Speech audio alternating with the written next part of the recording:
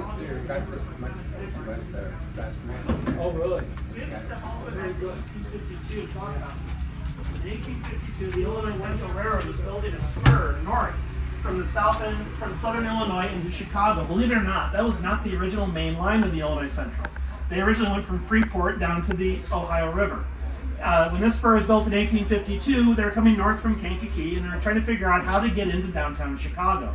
Originally, they were going to hang along the western shore of Lake Calumet and then go straight north through Englewood to downtown Chicago. Those of you that know the geography of Chicago know that is exactly where the Rock Island Railroad built their railroad.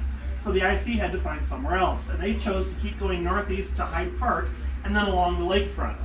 Now, it was unknown at the time whether the city fathers would allow them to build the railroad along the lakefront. Michigan Avenue at the time downtown was the edge of the city. The lake was right east of Michigan Avenue. And along the western side of Michigan Avenue were a lot of affluent families with expensive homes. And they did have, beautiful views of Lake Michigan in the summer, but they also got the full brunt of the storms off the lake in the winter. And so the city was looking to build a breakwater of sorts where they could kind of buffer the residents from the storms that Lake Michigan stirred up. And they had a brilliant idea. Let's make the railroad do it. So they sold the Illinois Central Railroad the property rights for basically the lake east of Michigan Avenue. And they had to build trestles and breakwater out on piers to get to their final terminal at South Water Street and Michigan Avenue. And you can see on some of the boards in the other car pictures and views of that early trestle. So the Illinois Central built their railroad up to downtown. They started running commuter service in 1856 on July 21st. And over the next 15 years, service expanded from the original terminus of Hyde Park down through 63rd Street, 70th Street, all the way down, South Chicago, Blue Island, Matson. By 1871, with the Great Chicago Fire, you saw a great exodus of people from downtown out to the suburbs. That helped kind of grow it up. And by 1880, there were 36 trains operating on the IC daily, including Sundays, with a ridership of 1.5 million passengers annually. As I said, they reached South Chicago in 1883, Blue Island in 1893. And 1893 was another big year. The Columbian Exposition was held in Hyde Park, and the Illinois Central was in a prime location to bring people from downtown to the exposition. I was told on a Thursday when we were downtown with Metra that on one day, the Illinois Central had 500,000 passenger trips. That's 250,000 people going out to Hyde Park and then back again in one day. For context, Metra does about 280,000 trips on all its lines combined on a busy day. So that was an incredible feat for the Illinois Central in 1893. By the early 20th century, there were a number of problems that were becoming apparent. One were the vast number of grade crossings. The railroad was at street level. They were having a number of accidents. And they fixed that by grade separating the railroad. You notice that we're like a story above everything here, and they were a story below everything downtown. That was completed by the 1910s. The other problem is all the soot and smoke and pollution. Steam locomotives produce a lot of carbon. And so as a result, the Illinois Central was even thinking back in the 1890s, like, we should electrify this sometime.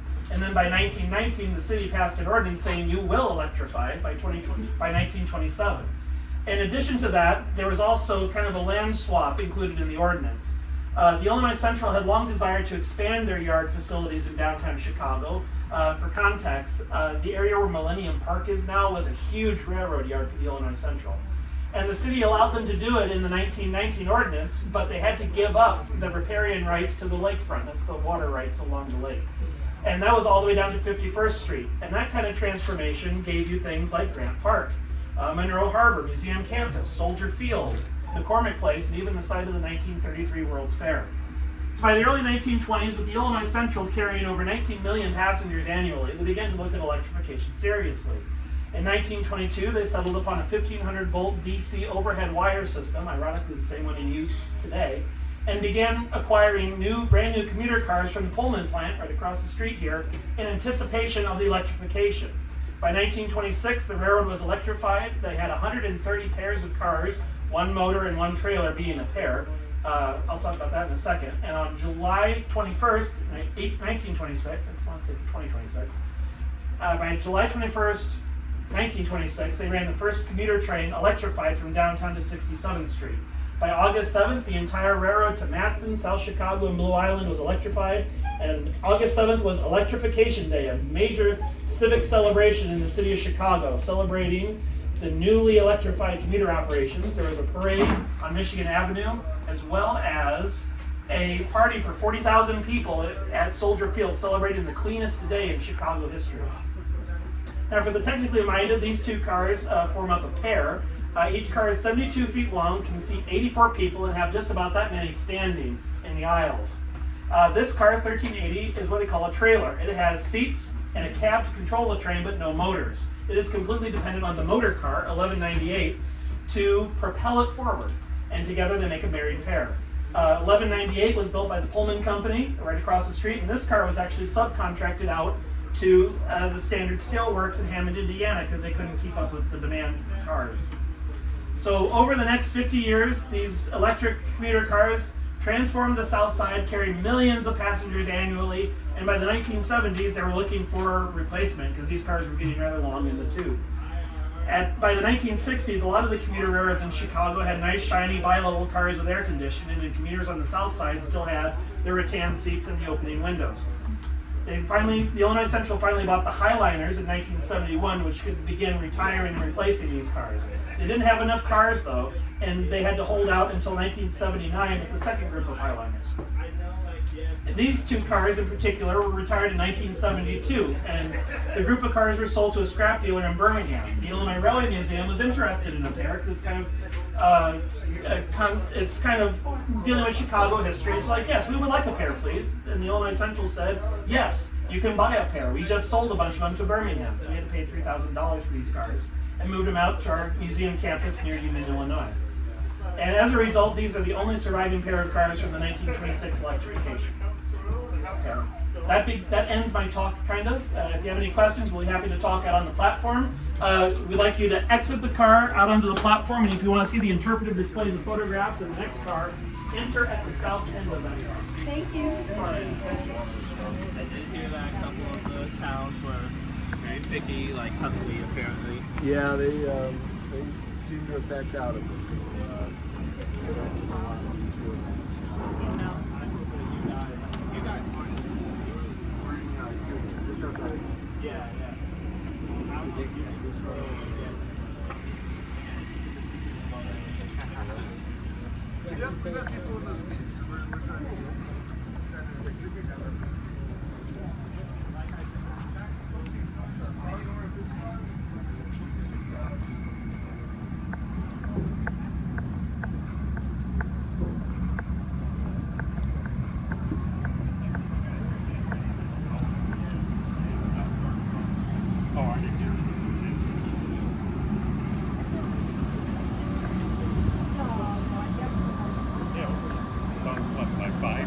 They've got their white flags already. Ah, oh yes they do. You should be dropping up here soon. Yeah, Like 30 minutes.